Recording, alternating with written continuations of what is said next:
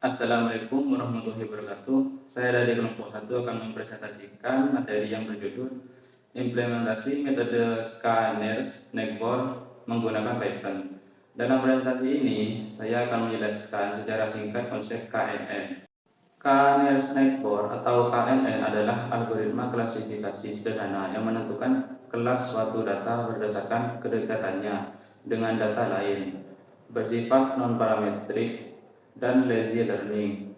KNN tidak membangun model, melainkan melakukan klasifikasi saat prediksi dengan menghitung jarak ke tetangga terdekat.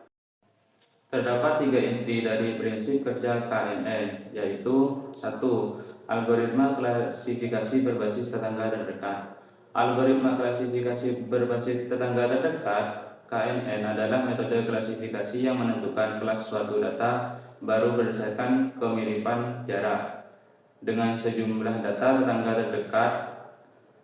Algoritma ini tidak memerlukan proses pelatihan, training, dan bekerja berdasarkan perhitungan jarak seperti edge distance antara data yang akan diklasifikasi dengan data dalam dataset non-parametrik dan lazy learning.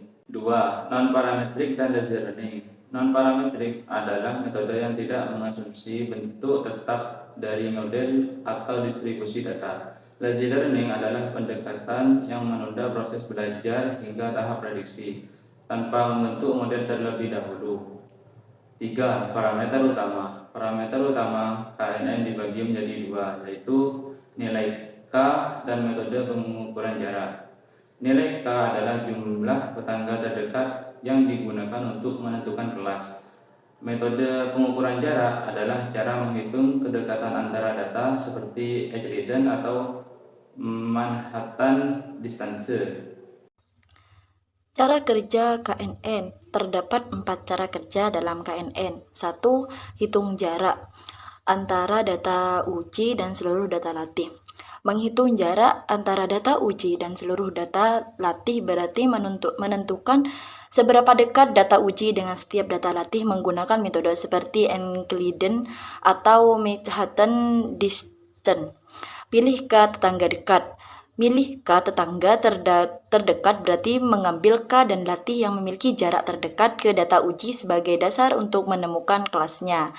Yang ketiga, klasifikasi berdasarkan mayoritas label tetangga. Klasifikasi berdasarkan mayoritas label tetangga berarti menentukan kelas data uji sesuai dengan label yang paling sering muncul di antara K tetangga terdekat.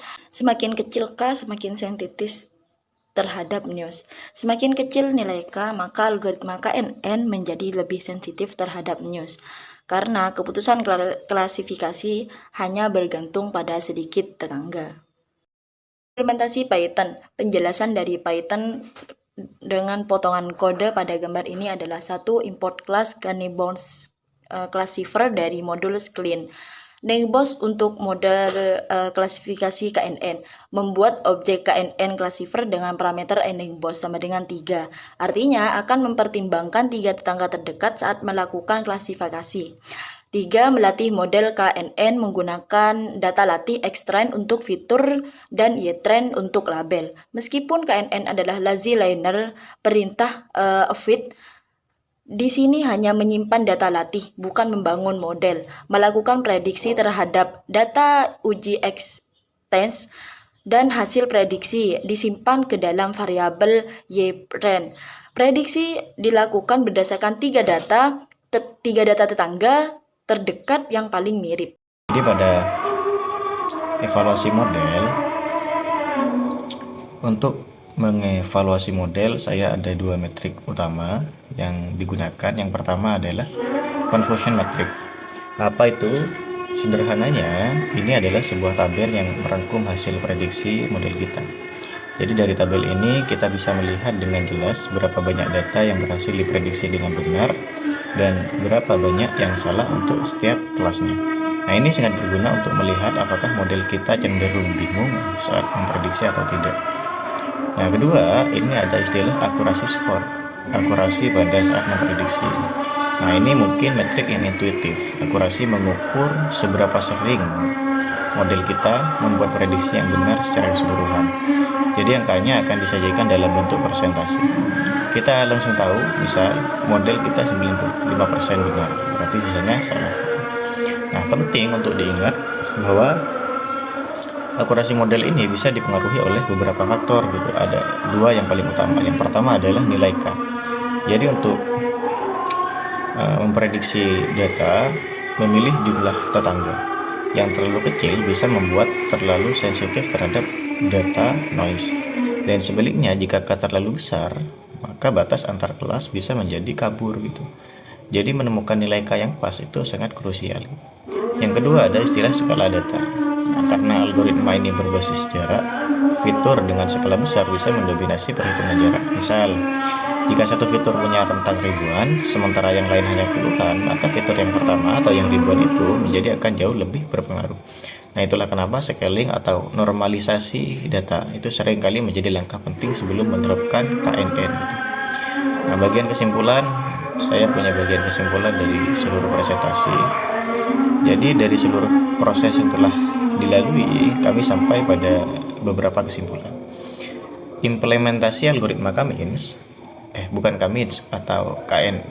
implementasi KNN atau Canary Snakeboard.